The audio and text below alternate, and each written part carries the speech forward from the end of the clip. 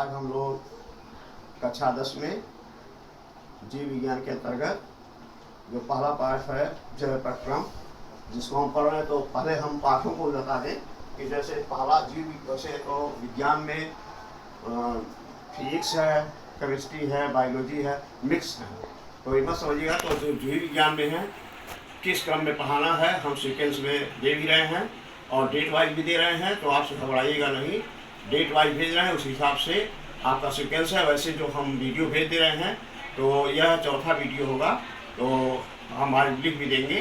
तो ये चैप्टर जब समाप्त हो जाएगा तो फिर हम अगला चैप्टर को अगली वीडियो से देंगे। तो इसमें जो पहला ये चौथा चैप्टर जिसमें जैव प्रक्रम चल रहा था, अभी समाप्त नहीं, ये लंबा चैप्टर है।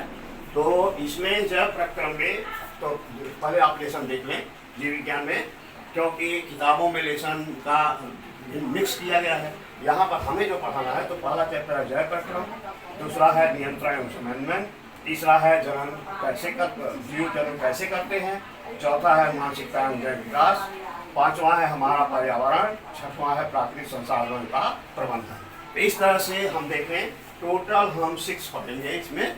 और जिसमें जो पहला हम चैप्टर पढ़ रहे हैं जिसे हम कहते हैं जैव प्रक्रम, जिसको हमने बताया भी था कि पौधे स्वपोषी हैं, परपोषी हैं, उनमें किस प्रकार से तंत्र कैसे क्रिया करते हैं। तो पहला तंत्र हम जो पढ़ रहे थे पाचन तंत्र, जिसमें केवल पहला हमने मुख के बारे में पढ़ा था और फिर मुखगुहिका। तो मुखगुहिका में हम लोगों ने दांत की संरचना को देखा था कि जो दांत है जिसको हमने बताया था कि यह दांत हमारे कैसे हैं, विषमदंती हैं। मतलब क्यों विषमदंती हैं? They are different in size and different in names. जैसे पहला था कि इंसिसार, जैसे कृंतक, रदनक, अग्रचर्वणक, चर्वणक, यानी इंसिसार, कैनाइन, प्रीमोलर, मोलर, 4 प्रकार के दांत हमारे मुखगुहिका में उपस्थित होते हैं। और जो मुखगुहिका है और इसके अंदर जीभ होती है, जिसे हम कहते हैं कि जो हमें स्वाद को ग्रहण कराती है। तो इस प्रकार हम मुखगुहिका में देखें तो दांत जो है जिसकी संरचना हम लोगों ने कल देखा, तो जो इस दांत 2 अवस्था में आते हैं। पहले शिशु अवस्था, जिसे कहते हैं दूध के दांत। तो हम लोग दांत के बारे में देख रहे थे कि दांत जो हैं 2 हैं। एक दूध के दांत जिसे हम शिशु अवस्था के दांत कहते हैं, जिसमें आप लोगों ने देखा कि कुछ बच्चे समझ नहीं पा रहे होंगे कि जैसे हमने लिखा था कि जो दांत है, दांत का सूत्र है। जैसे दांत का तो पहले दांत का सूत्र जिसका होता है ऊपरी अर्धहन बटे निचली अर्धहन।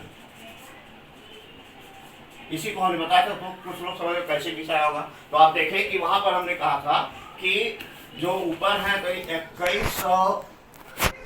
2102 बटे 2102 हमने कहा था याद करने के लिए। तो मतलब ये क्या है, पहला जो है 2, जैसे पहला इंसिसार है, दूसरा केनाइन है, तीसरा प्रीमोलर है, चौथा मोलर है। तो इस तरह से आप देखें संख्या कितनी हो रही है कि जैसे आप यहाँ लिखेंगे तो ऊपरी अर्धहन में कितने हो गए। जैसे इंसिसार यानी कृंतक, कृंतक की संख्या कितनी हुई? 2 2 4 हुई।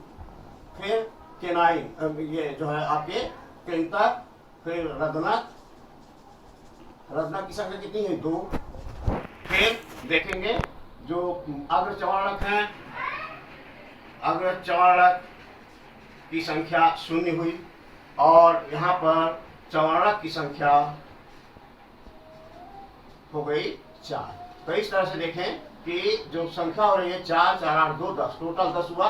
तो 10 और इसके गुणे 2 हमने कहा था, मतलब टोटल 20। इस प्रकार जो सूत्र है जिसको हमने दिया था तो 20 दांत कहते हैं। ये दूध के दांत या इसे कहते हैं शिशु अवस्था के दांत। यह दांत यह 2.5 साल के अंतर्गत निकलते हैं और उसके बाद ये टूट जाते हैं, फिर अस्थायी दांत निकलते हैं।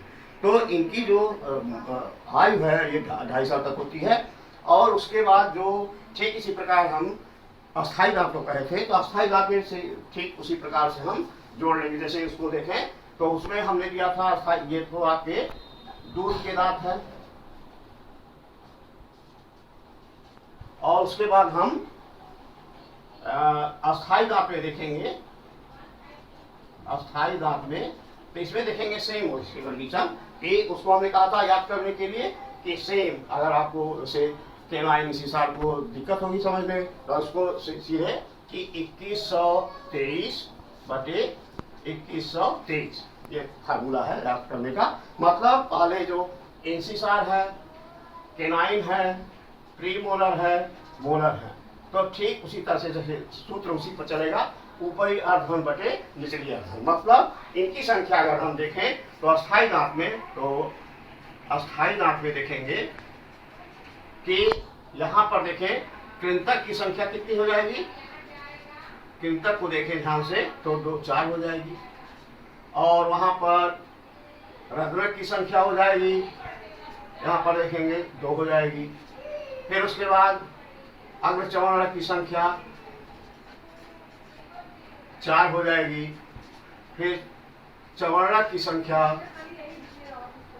6 हो जाएगी। इस तरह जोड़े तो 4 2 6 4 10 6 4 10 2 12 4 16, यानी 16 गुणे 2 बराबर 32।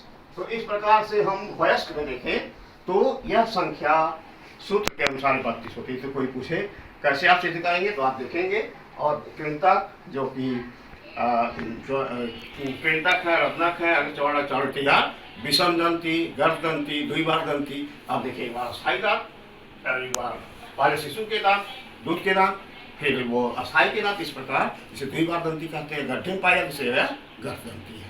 तो इस प्रकार हम लोगों ने मुख गुहा के अंतर्गत दांत की संरचना को देखा। अब इसके बाद उसमें जीभ आता है, जिसे हम कहते हैं कि स्वाद कलिका, उस पर क्या होता है, जीभ होती है जो, वो आप जानते हैं वो पीछे जुड़ी होती है और आगे की तरफ फ्री होती है, अगर स्वतंत्र, तो उसमें स्वाद कलिकाएं पाई जाती है। जैसे आप देखें, अगर हम जीभ को देखें, जैसे जीभ की संरचना,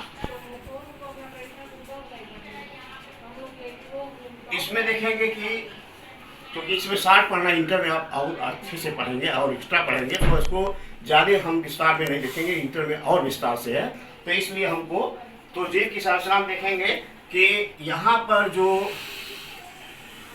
जीभ होती है जिसमें इस तरह की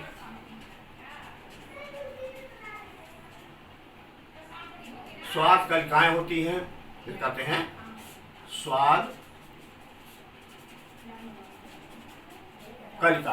तो इसमें स्वाद कलिका मीन्स हमारे जो भी हम चीज ग्रहण करते हैं उसका स्वाद हमें उसका अनुभूत कराती है। जैसे यदि हम सिरे पर देखें तो सिरे पर हमें मीठे का अनुभव कराती है और पीछे एकदम कड़वे का अनुभव कराती है।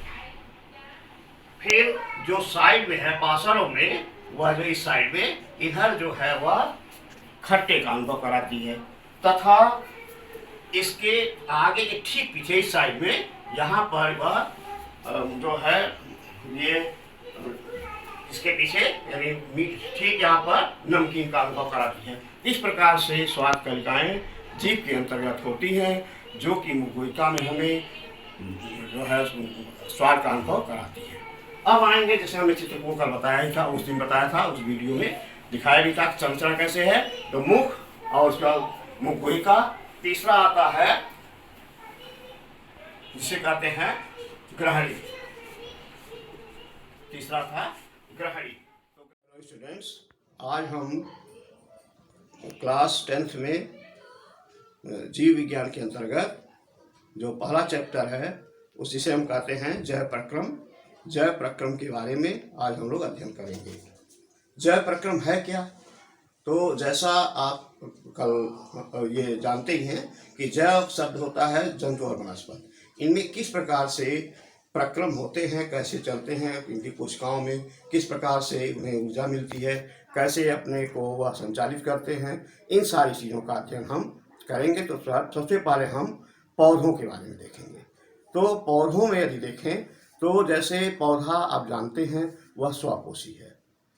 स्वपोषी पौधे कैसे क्या करते हैं, अपने अंदर कैसे अपनी ऊर्जा लेकर के और अपनी कोशिकाओं में ऊर्जा ग्रहण करके किस प्रकार अपना जो है सारी प्रक्रिया करते हैं या जैविक प्रक्रिया करते हैं, इसको हम एक पौधे के माध्यम से देखेंगे।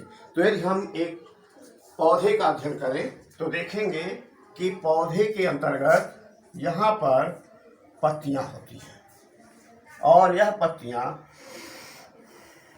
और सबसे नीचे जड़ें होती हैं, ऊपर भी पत्तियां पाई जाती हैं। यहाँ पर सूर्य का प्रकाश है,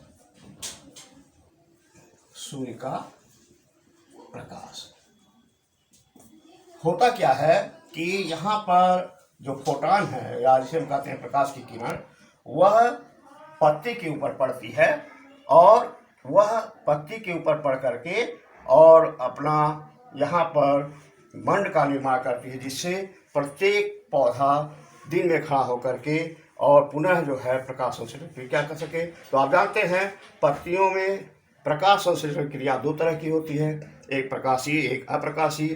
प्रकाशीय में हमेशा जो है पौधे दिन में मंड का निर्माण करते हैं और रात्रि में अप्रकाशीय में पुनः वह विखंडन करके ऊर्जा का रूप में, जैसे वह AMP ADP ATP का निर्माण करके पुनः अपने जैविक क्रिया को संचालित करते हैं। तो यदि हम पत्ती की संरचना देखें तो अगर हम एक पत्ती को देखें तो इसके अंतर्गत इस तरह की कोशिकाएं मिलती हैं जिसे कहते हैं बाह्य त्वचा। और इसमें नीचे की देखें तो यहाँ पर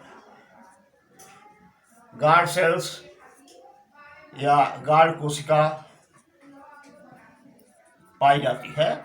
इसका कार्य है वातावरण से CO2 को अपने अंतर्गत भेजना। और यहाँ हम देख रहे हैं प्रकाश संश्लेषण है क्या कि सूर्य के प्रकाश में जड़ें जाइलम के माध्यम से जो घुलित पदार्थों को वह पत्तियों तक पहुंचाती हैं और पत्तियों में पाया जाता है पार्नहाइम। इसकी उपस्थिति में वह कार्बोहाइड्रेट का निर्माण कर देता है और यह कार्बोहाइड्रेट जो दिन में बनते हैं उन्हें अप्रकाशित क्रिया में वह पुनः विघटित होकर के और ऊर्जा का निर्माण करते हैं और वह हम लोगों के लिए शुद्ध ऑक्सीजन देते हैं। जैसे एक सूत्र के माध्यम से देखेंगे 6CO2 + 6H2O gives C6H12O6 + 6O2 + O2 gas. तो यह आप जानते हैं स्वपोषी हैं। अपना भोजन जो यहाँ पर देखे हैं ये मंड का निर्माण करते हैं, जो कि पुनः रात्र में वह ऊर्जा के रूप में परिवर्तित होकर के पुनः प्रत्येक कोशिका में पहुंचकर उन्हें दिन में खड़ा होने के लिए भोजन देते हैं। तो इस प्रकार हमने देखा प्रकाश संश्लेषण के माध्यम से जैव प्रक्रम पौधों में कैसे होता है। फिर अगला हम जो है जंतुओं में अगले अध्याय पढ़ेंगे और पुनः जो है प्रकाश संश्लेषण क्या कर सके। तो आप जानते हैं पत्तियों में प्रकाश संश्लेषण क्रिया दो तरह की होती है, एक प्रकाशीय एक अप्रकाशीय। प्रकाशीय में हमेशा जो है पौधे दिन में मंड का निर्माण करते हैं और रात्रि में अप्रकाशीय में पुनः वह विखंडन करके ऊर्जा का रूप में, जैसे वह AMP ADP ATP का निर्माण करके पुनः अपने जैविक क्रिया को संचालित करते हैं। तो यदि हम पत्ती की संरचना देखें तो अगर हम एक पत्ती को देखें तो इसके अंतर्गत इस तरह की कोशिकाएं मिलती हैं जिसे कहते हैं बाह्य त्वचा। और इसमें नीचे की देखें तो यहाँ पर गार्ड सेल्स या गार्ड कोशिका पाई जाती है। इसका कार्य है वातावरण से CO2 को अपने अंतर्गत भेजना। और यहाँ हम देख रहे हैं प्रकाश संश्लेषण है क्या कि सूर्य के प्रकाश में जड़ें जाइलम के माध्यम से जो घुलित पदार्थों को वह पत्तियों तक पहुंचाती हैं और पत्तियों में पाया जाता है पार्नहाइम। इसकी उपस्थिति में वह कार्बोहाइड्रेट का निर्माण कर देता है और यह कार्बोहाइड्रेट जो दिन में बनते हैं उन्हें अप्रकाशित क्रिया में वह पुनः विघटित होकर के और ऊर्जा का निर्माण करते हैं और वह हम लोगों के लिए शुद्ध ऑक्सीजन देते हैं। जैसे एक सूत्र के माध्यम से देखेंगे 6CO2 + 6H2O gives C6H12O6 + 6O2 plus O2 gas. तो यह आप जानते हैं स्वपोषी हैं। अपना भोजन जो यहाँ पर देखे हैं ये मंड का निर्माण करते हैं, जो कि पुनः रात्र में वह ऊर्जा के रूप में परिवर्तित होकर के पुनः प्रत्येक कोशिका में पहुंचकर उन्हें दिन में खड़ा होने के लिए भोजन देते हैं। तो इस प्रकार हमने देखा प्रकाश संश्लेषण के माध्यम से जैव प्रक्रम पौधों में कैसे होता है। फिर अगला हम जो है जंतुओं में अगले अध्याय पढ़ेंगे। हेलो स्टूडेंट्स, आज हम लोग कक्षा 10 में जीव विज्ञान के अंतर्गत जो पाठ पढ़ रहे थे जिसे हम जैव प्रक्रम कहते हैं, जिसमें हमने पौधों के बारे में देखा था कि पौधे जो कि स्वपोषी हैं किस प्रकार से प्रकाश संश्लेषण के द्वारा अपने शरीर में प्रत्येक कोशिका के अंतर्गत ऊर्जा ग्रहण करके जैविक क्रियाएं करते हैं। यदि हम देखें, जैसे हमने कल बताया था कि जो प्रकाश संश्लेषण है जिसे हम कहते हैं फोटोसिंथेसिस, इसमें देखें तो इसके यह क्या है, यह किसमें होता है, ऑटोट्रॉपिक जो है उनमें होता है। स्वपोषी किसे कहते हैं, मतलब कि ऐसे जीव जो अपना भोजन स्वयं बनाते हैं उन्हें हम स्वपोषी कहते हैं। यह प्रकाश संश्लेषण के माध्यम से बनाते हैं, जिसको मैंने कल बताया था कि यह एक रिएक्शन दिया था हमने कि 6CO2 प्लस 12H2O एरो बना करके यहाँ लिखेंगे सनलाइट और नीचे लिखेंगे क्लोरोफिल, और यहाँ पर बनता है C6H12O6 जिसे हम मंड कहते हैं, और प्लस 6H2O प्लस 6O2 जो कि गैस के रूप में वातावरण में जाती है। तो यहाँ तक हम लोगों ने कल पढ़ा। अब देखेंगे कि इसमें जो क्लोरोफिल है जो कि पत्ती में मिलता है, जिसके कारण हरा होता है, इसको हम कैसे सिद्ध करेंगे। तो इसके लिए हम पत्ती को लेते हैं और उसे हम 70% अल्कोहल में उबाल देते हैं, हरा रंग गिर जाता है, पुनः उसे हम उस पत्ती को आयोडीन के घोल में डालते हैं तो नीली हो जाती है। तो इससे पता चलता है कि जो मंड है उसमें उपस्थित है, और जब हरा रंग गिरता है पत्ती पूरी सफेद हो जाती है, जो कि मंड का, जो हम चावल से मंड निकालते हैं उसका भी रंग सफेद होता है, आप जानते हैं। तो इसका मतलब पौधे स्वयं अपने जो है घुलित पदार्थों से, जो जड़ का हमने बताया था कि वह जड़ों के माध्यम से घुलित पदार्थ को लेकर के, जिसमें अकार्बनिक पदार्थ मिलकर के कार्बनिक पदार्थ का निर्माण करते हैं, इसे हम कार्बोहाइड्रेट्स कहते हैं, और वह पुनः रात्र में टूट करके ग्लूकोज या के रूप में वह प्रत्येक कोशिका में पहुंच करके और पौधों को जैविक क्रियाओं के लिए संचालित करने में सहायता करती है। तो ये हम देखेंगे कि यह हमने देखा फोटोसिंथेसिस। अब देखेंगे परपोषी, दूसरा है जिसे कहते हैं हेटेरोट्रॉपिक।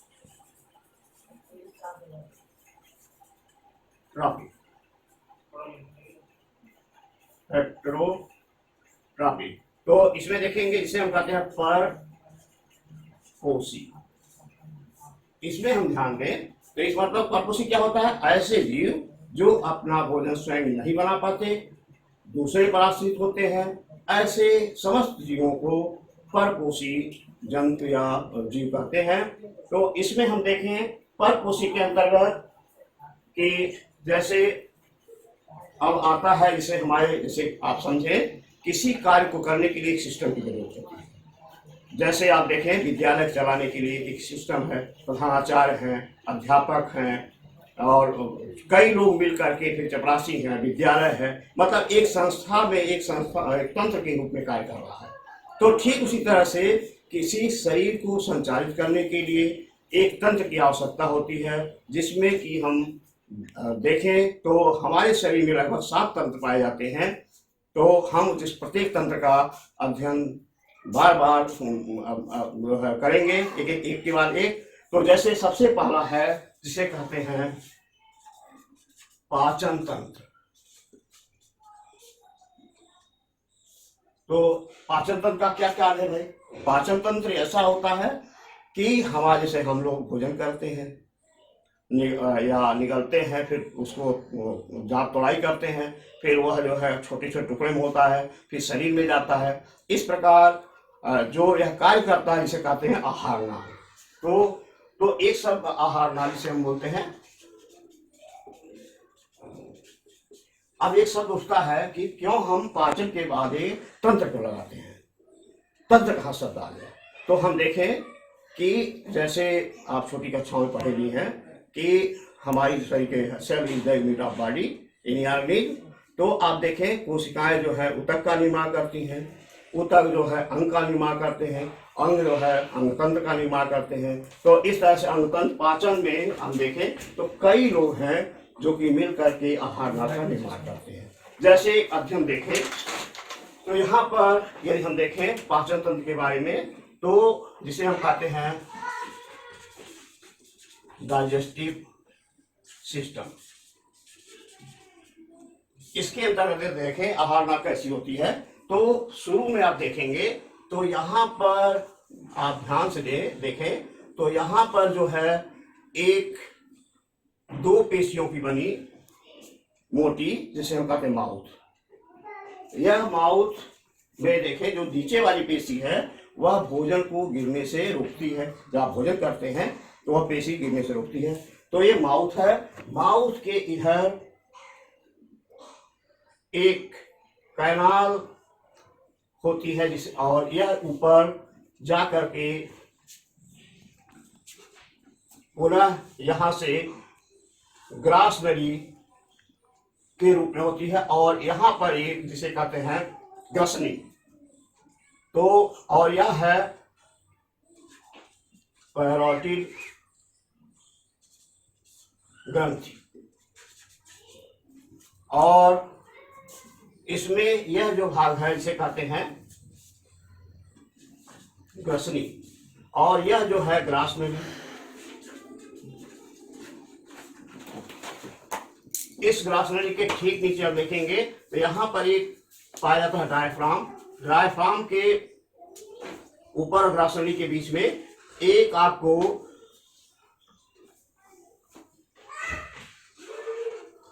हंसुए के आकार की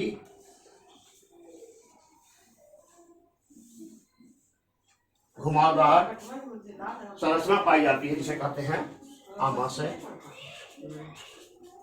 तो देखिए आमाशय है, और इस आमाशय के ऊपर यहां देखेंगे तो ये जो भाग है इसे कहते हैं ग्रहणी, और इसके ऊपर एक दो वाल्व का बना हुआ, और यहां से पित्त नली निकलनी होती है। ये पित्ताशय है, इसे कहते हैं पित्ताशय, इसे कहते हैं यकृत। यह आपका माउथ, मुख।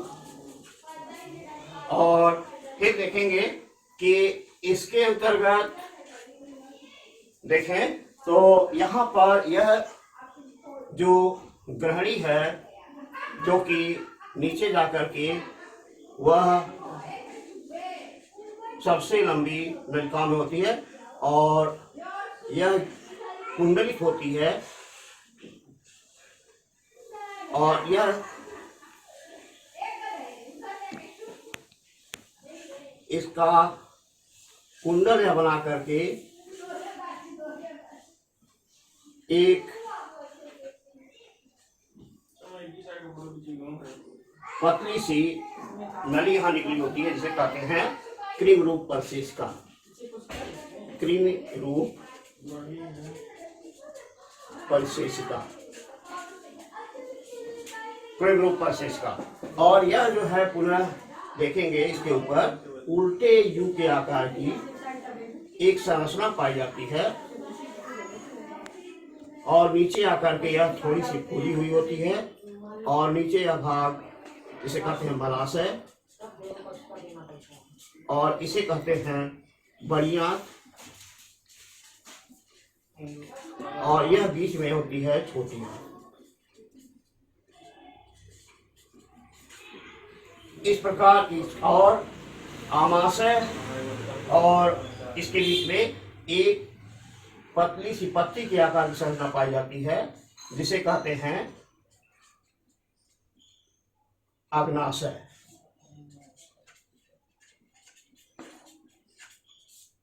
तो इस प्रकार हम ये देखें, पाचन तंत्र में आहार नाल जो लगभग 8 से 10 मीटर लंबी होती है और यह लगभग यह निम्नलिखित भागों में विभाजित है। पहला मुख, दूसरा ग्रसनी, तीसरा ग्रास नली, चौथा आमाशय, पांचवा छोटी आंत और छठवां है बड़ी आंत और सातवां है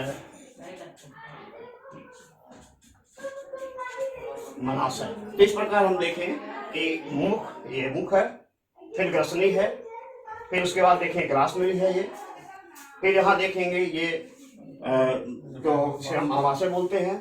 इसके बाद इसके ठीक नीचे मूली सी ग्रहणी होती है, फिर छोटी आंत, बड़ी आंत, मलाशय। इस तरह से हम आहार नाल की संरचना मनुष्य के अंतर्गत देखें, जो कि इसे हम मतलब ये क्या करता है कि जो हमारे ठोस कार्बोहाइड्रेट्स हैं, जिसमें कि जितने भी पोषक पदार्थ हैं, उनको वह विखंडन करके और वह सीधे ग्रास नली के माध्यम से यहाँ पर आमाशय में होकर के और पुनः वह छोटी आंत, बड़ी आंत से होते हुए मलाशय से बाहर कर दिया जाता है। तो वेस्ट प्रोडक्ट है जो कि बाहर कर। इस प्रकार तो हम अगले अध्याय में एक एक जैसे मुख के बारे में, ग्रसनी के बारे में, ग्रास नली के बारे में, आमाशय के बारे में, छोटी आंत, बड़ी आंत, मलाशय इत्यादि के बारे में अध्ययन करेंगे।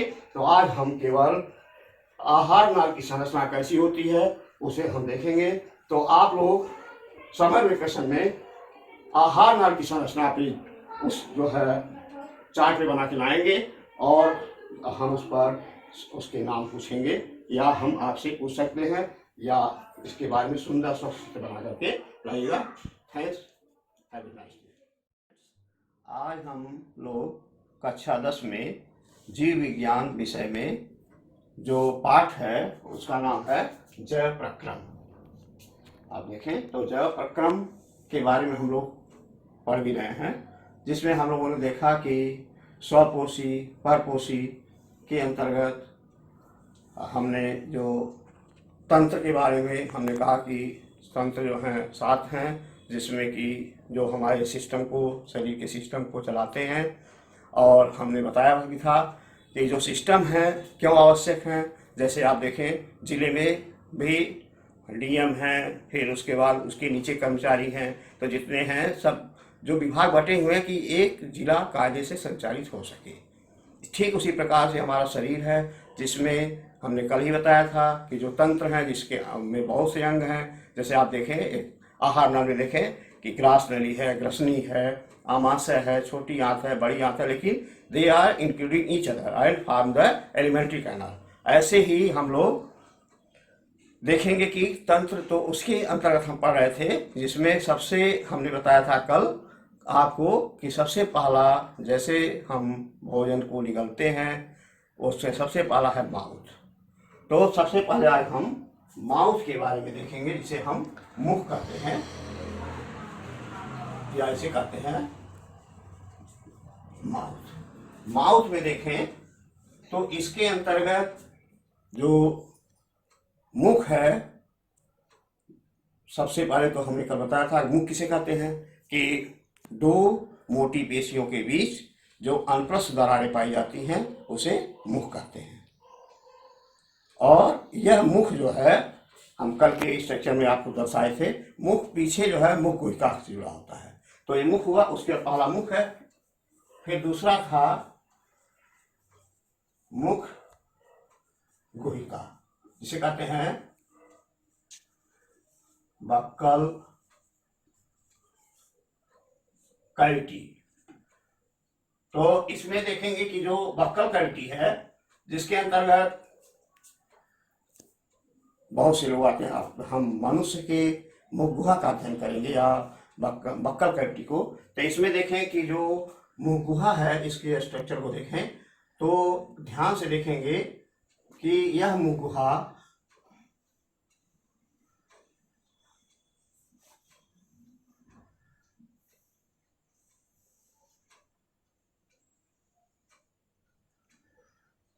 जिसकी संरचना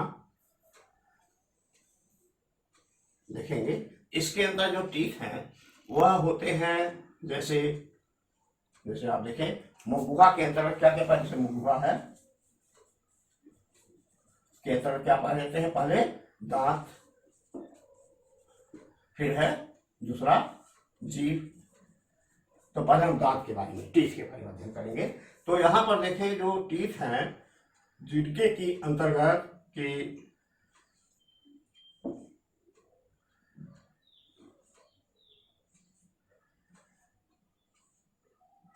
जो कि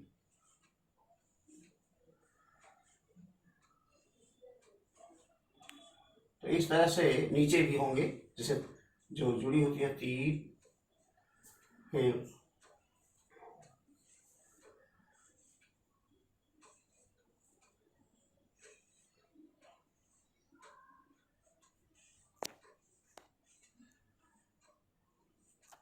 तो इस तरह से देखें कि इसके अंदर जो देखेंगे कि जो भाव इसके अंदर जो कहते हैं कि ऊपर के तालु ये थोड़ा कठोर होते हैं और नीचे के तालु जो है नरम होते हैं। तो इससे जो जुड़ी भाग होती है, जिसे टंग या जीभ कहते हैं, इसका पिछला सिरा जुड़ा हुआ होता है और यह जो भाग है जिसपे कि इस तरह से जिसे कहते हैं ब्रस्ट या स्वादांकुर पाए जाते हैं। तो पहले हम देखेंगे कि दांत के बारे में। तो दांत अब हम यहाँ पर लिखें, देखें हम दांत के बारे में, या टीथ जिसे कहते हैं। टीथ है क्या कि इसमें जानते हैं कि यह मनुष्य के दांत विषमदंती, गर्तदंती, द्विबारदंती, तीन स्ट्रक्चर होता है। विषमदंती मीन्स क्या होता है कि जो विषमदंती जो यह दांत हैं, इनके आकार देखेंगे तो ये थोड़ा सा, जिसे हम कहते हैं, इनके आकार थोड़ा तीन के अलग होते हैं, फिर दो के अलग होते हैं, फिर एक के अलग। मतलब कहने का अर्थ है कि अगर दांत की संरचना देखें हम, तो दांत में देखेंगे कि यह दांत चार प्रकार के होते हैं। जैसे पहला है कृंतक, दूसरा है रत्नक, तीसरा है अग्र चवर्णक और चौथा है जो कहते हैं चवर्णक। तो अंग्रेजी में इसे हम देखेंगे यहाँ पर कृंतक, रत्नक, अग्र चवर्णक, चवर्णक। तो कृंतक को कहते हैं इंसिसार, जिसे आई से प्रदर्शित करते हैं। रत्नक को कहते हैं केनाइन, जिसे सी से प्रदर्शित करते हैं। अग्र चवर्णक को कहते हैं प्रीमोलर और यह है मोलर। तो इस तरह से हम देखें कि तीन तरह से हम चार तरह के दांत हैं, इंसिसार, केनाइन, प्रीमोलर, मोलर। तो इसे हम, तो आप दांत को देखें तो यह दांत जो हमने कहा कि विषमदंती है। विषमदंती क्या है? They are different. कृंतक, रत्नक, चौड़ा चौड़ा सही वाली साइड में अलग होते हैं, इसे विषमदंती है। तो पहला हमने क्या कहा? विषमदंती। मतलब कोई कहे विषमदंती किसे कहते हैं? मतलब कि इनमें भिन्न भिन्न प्रकार के दांत मिलकर के एक समूह में रहते हैं। और फिर आते हैं गर्तदंती। गर्तदंती मतलब यह दांत गड्ढे में पाए जाते हैं। गर्त में गड्ढा होता है, गर्दंती। फिर उसके कहते हैं द्विबारदंती। यह हमें जो है दो बार मुख में से निकलते, एक बार शिशु अवस्था में, एक वयस्क अवस्था में। तो शिशु अवस्था में क्या दंत सूत्र, कभी आता पूछने के लिए कि दंत सूत्र क्या भाई? तो दंत सूत्र पहले शिशु अवस्था में, शिशु अवस्था में देखें तो दंत सूत्र जो होता है वह होता है जैसे इंसिसार, यानी आप कह रहे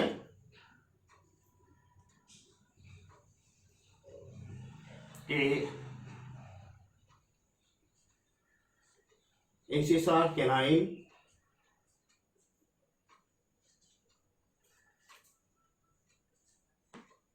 फिर प्रीमोलर फिर मोलर, यानी मोलर जो होते हैं जिनकी संख्या 2 होती है। अब देखें कि ऊपर हम देखेंगे कि शिशु अवस्था में, तो हम इसको सूत्र के द्वारा कह सकते हैं कि शिशु अवस्था के जो दांत हैं वो होते हैं कि ऊपर के अर्धन, मतलब यहाँ से यहाँ तक के ऊपर के अर्धन बटे नीचे के अर्धन। तो ऊपर के अर्धन में 2 1 0 2 बटे 2 1 0 2, अतः इनकी संख्या जो होते हैं तो रहती है 2 2 4 1 5, यानी 5 बटे 5 गुणे 2 बराबर 20। यानी आधे दांत जो हैं इधर के 5 हैं, इधर के 5 है 10, फिर इधर के 5 है, इधर के 5 है, तो इस तरह से 10 10 20 दांत जो है पाए जाते हैं शिशु अवस्था में। और इसमें जो प्रीमोलर है 0 होता है। तो फिर हम वयस्क अवस्था के दांत देखेंगे। वयस्क अवस्था में तो इसे कहते हैं कि इंसिसार 2/2, केनाइन 1/1, प्रीमोलर 2/2, मोलर 3/3। तो इस तरह से हम देखें कि ऊपर देख रहे हैं 3 2 5 6 2 8, यानी यहां पर देखें कि 8/8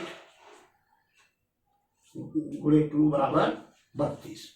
तो यह जो सूत्र है, तो हम देखें कि वयस्क अवस्था में दांतों का जो होता है वह 32 पाए जाते हैं। तो इस तरह से जो दंत सूत्र है उसे आप याद करने के लिए सिद्ध कर सकते हैं कि 2102 बटे 2102 मीन्स, देखिए यह ध्यान होना चाहिए, इंसिसार केनाइन प्रीमोलर मोलर। ऐसे इसे कर सकते हैं 2123 बटे 2123, यानी उसको ध्यान में होना चाहिए कि इंसिसार केनाइन प्रीमोलर मोलर। इस प्रकार हम गुहा में जो है देखें कि आज दांतों की संरचना। तीसरा था ग्रहणी। तो ग्रहणी क्या है, आप देखेंगे मुखगुहिका में ही तो ऊपर की तरफ, जैसे मुखगुहिका संरचना हमने बताया था, ऊपर की तरफ कठोर तालु, आगे की तरफ कठोर तालु होते हैं, पीछे की तरफ नरम तालु होते हैं। नरम तालु के ठीक पीछे एक छोटा सा पेशियों से बना हुआ लटका हुआ भाग होता है जिसे कहते हैं घाटी ढांपन, ग्लॉटिस। उसका काम है कि वह, जैसे अगर हम जीभ खोल देंगे तो सांस लेने में परेशानी होती है, तब हम सांस नहीं ले पाएंगे, तो वह ग्लॉटिस होती है जिसे हम कहते हैं। उसका काम क्या है कि जो कण बड़े होते हैं उनको पूरा वैसे जीभ तो का काम ही है कि जो पिसाई करने वाले होते हैं उन्हीं को वह जो है ग्रास नली भेजती है, नहीं तो पूरा वापस करके पुनः पिसाई के लिए दांतों के बीच लाती है। तो एक तरह से यह जीभ जो है हमारे मुखगुहा को नम करने का काम करती है, दांत में जो कण है फंसे हैं उनको निकालने का काम करती है। ठीक तरह वह एक हमें बोलने में भी सहायता करती है। उसमें जो मुखगुहिका में म्यूकस है तो वह जो है उसमें जो म्यूकस है जो कि वह उसी के कारण जो नम्र रहती है। जैसे हम लोग भोजन खाते हैं करते हैं तो लाल ग्रंथियाँ निकलती है, तो आप देखिए मुखगुहिका में 3 जोड़ी लाल ग्रंथियाँ होती हैं। एक होती है जिसे पहले कहते सबसे पहले जो पाई जाती है सेकंड अर्धहन या अर्धहन, फिर अधोजिह्वा, फिर पैरोटिड। 3 तरह की ग्रंथियाँ होती हैं जो कि मिल करके लार बनाती हैं। तो भोजन करते समय जो ठोस पदार्थ हम लेते हैं तो ठोस पदार्थ को जो है घुलनशील करने के लिए लार निकलता है और वह लार उन्हें घुलित करके और तब जो है वह तोड़ने में कार्य करता है। तो इस तरह से देखें कि जो मुख है जिसके अंतर्गत जो लार है वह मिल करके, और लार में हम क्यों देखें, जैसे देखते हैं कि हम मीठा लगता खाना खूब खाते हैं, तो उसका कारण क्या है कि मुख के अंतर्गत, मुख की संरचना बताए थे, उसमें एक एंजाइम निकलती है जिसे कहते हैं टाइलिन, जिसे कहते हैं टाइलिन। यह टाइलिन एंजाइम, इसका काम क्या है कि जो टाइलिन है वह जो हम लोग जटिल पदार्थ लेते हैं, मतलब कार्बोहाइड्रेट, फैट, प्रोटीन्स यानी चावल दाल सब्जी, मतलब कार्ब ये जटिल पदार्थ हैं और इन्हें क्या जैसे मुख में आता है वैसे ही जो टाइलिंग है यानी जैसे कार्बोहाइड्रेट्स हैं या जो है टाइलिंग की उपस्थिति में यह एंजाइम है या क्या करते हैं इसे माल्टोज में बदल देते हैं। तो माल्टोज जो कि ग्लूकोज का पॉलीसैकेराइड है रूप है, तो जिसके कारण हमें मीठा लगता है भोजन और हम खाते रहते हैं। तो मुख में मुखगुहिका में जो कार्य होता है जिसमें जीभ है स्वाद का अनुभव कराती हैं, दांत हैं छोटे छोटे टुकड़ों में करते हैं, पिसाई करने का काम करते हैं और ग्रहणी भी पिसाई करने में सहायता करती है जिसे हम कहते हैं फाइडिंग से ग्रहणी। तो ये पिसाई करने का काम करती है जिसको हमने संरचना में दिखाया भी था। उसी से ठीक नीचे आप देखेंगे संरचना में, तो उसी के ठीक नीचे जो हमने उसके पहले वीडियो में दिखाया है उसी के ठीक नीचे जो पाई जाती है जिसे कहते हैं ग्रास नली। तो ग्रास नली की संरचना देखें तो इसमें हैविंग नो एंजाइम्स प्रेजेंट्स, मतलब यहाँ देखेंगे सब में पाया जाएगा लेकिन ग्रास नली में नहीं पाया जाता है। क्यों? क्योंकि अच्छा इसमें क्या ग्रास नली क्या है, जैसे अब इसको थोड़ा सा संरचना देखें तो जो ग्रास नली है हमने बताया था इसके अंतर्गत ये जो भाग है इस तरह के थोड़ा सा घुमावदार ऐसे होता है। तो यहाँ पर उल्टे हंसुए के आकार की लगभग ये जो ग्रास आमाशय इसे कहते हैं, यहाँ पर यह ग्रहणी है, इसके ऊपर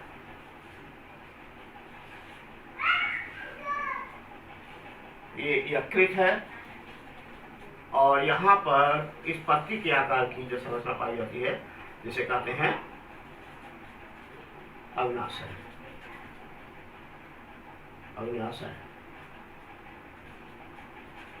तो इस तरह से जो देखें तो पहले हम ग्रास नली को देखेंगे। जैसे ये ग्रास नली है, ये देखिए ये है आपकी ग्रास नली। तो इसमें भोजन कैसे आता है? इसमें भोजन इस तरह से जैसे आप खाते हैं एक एक कौर, तो इस तरह से संरचना इसमें क्या होता है दो तरह की पेशियां पाई जाती हैं, सर्कुलर मसल्स और लॉन्गिट्यूडिनल मसल्स। तो सिकुड़ने का काम करती है। तो जैसे पहला यह जो है भोजन यहाँ आया, फिर यहाँ आया, फिर यहाँ आया, फिर सीधे स्टॉक में आता है। तो कहने का मतलब जो भोजन है वह क्रमाकुंचन के माध्यम से आमाशय में पहुँचता है और इसमें किसी प्रकार की गंध नहीं होती है। और ये है जो भोजन पहुँचता है वह पुनः वापस नहीं जा सकता है। और इसके नीचे अब देखें आमाशय है, फिर पांचवा है आमाशय। तो आमाशय में देखें, आमाशय में तीन तरह के जो है भाग पाए जाते हैं जिसे इसे कहते हैं कार्डियक,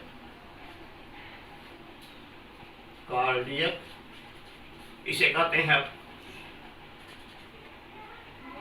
फंडस और इसे कहते हैं ये जो भाग यहाँ पर थोड़ा सा सिकुड़ा हुआ होता है ऐसे, और यहाँ पर फिर ये जुड़ा होता है तो इसे कहते हैं पाइलोरी।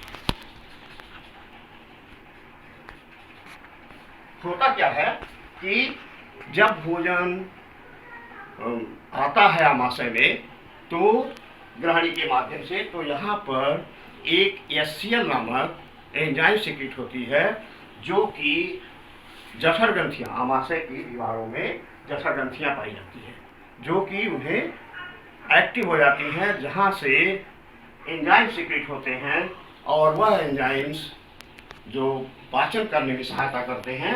तो यह जो यहाँ पर तीन भाग हैं, तो कार्डियक, यहाँ पर कार्डियक संकोचक होते हैं जो कि भोजन को बाहर जाने से रोकते हैं, और इसमें एक भोजन जो है ऊपर नीचे इस तरह की संरचना, मतलब एक तरह से उन्हें आपस में रस के अंतर्गत घुमावदार होते हैं जिससे कि वह खूब रस के रूप में हो सके। क्योंकि आप देखें इधर का भाग इधर बहुत पतला है और यहाँ पाइलोरिक जो छिद्र है, पाइलोरिक छिद्र, इसके अंतर्गत देखेंगे मतलब जो रस के रूप में होता है उसी को जाने देता है, नहीं तो वह जाने और नहीं देता है। यहाँ देखेंगे और यह रस रूप नहीं बड़ा फिर आ जाता अंदर, मतलब उसमें एक तरह से अणुओं के टूटने के कार्य होते हैं मतलब आमाशय में भोजन सबसे अधिक देर यानी 4 घंटे तक रहता है, 4 घंटे तक रहता है। और तो यहाँ पर जो एंजाइम्स निकलते हैं जिसे कहते हैं आमाशय में निकलने वाले, पहला है पेप्सिन, दूसरा है रेनिन, तीसरा है लाइपेज। पेप्सिन, रेनिन, लाइपेज 3 तरह के एंजाइम्स सिक्रीट होते हैं। और यह जो पेप्सिन है वह क्या करता है, जैसे हम लोग तो जो होते हैं प्रोटीन उनको तोड़ देता है पेप्सिनोजोम में, फिर पॉलीपेप्टाइड्स में।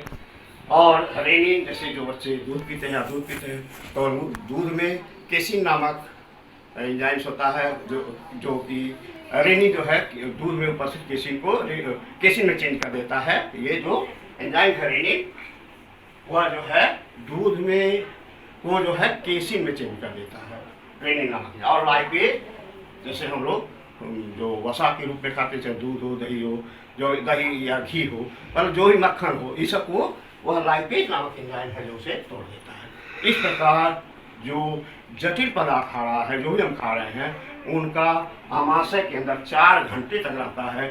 तो यह तीनों एंजाइम रस का रूप ले लेते हैं और भोजन अम्लीय हो जाता है। इसीलिए जो यह अम्लीय होने के कारण और इसमें पार आता है और यह यह भोजन को सड़ने से बचाता है तथा यह भी देखता है कि एंजाइम सिक्रीट होते रहें। तो इस प्रकार से यह जो इन्हीं के आने पर ही एक्टिव होते हैं एंजाइम। इस प्रकार आज हम आमाशय तक की संरचना पढ़े, अगला संरचना हम अगले ध्यान पढ़ेंगे। Have you nice day.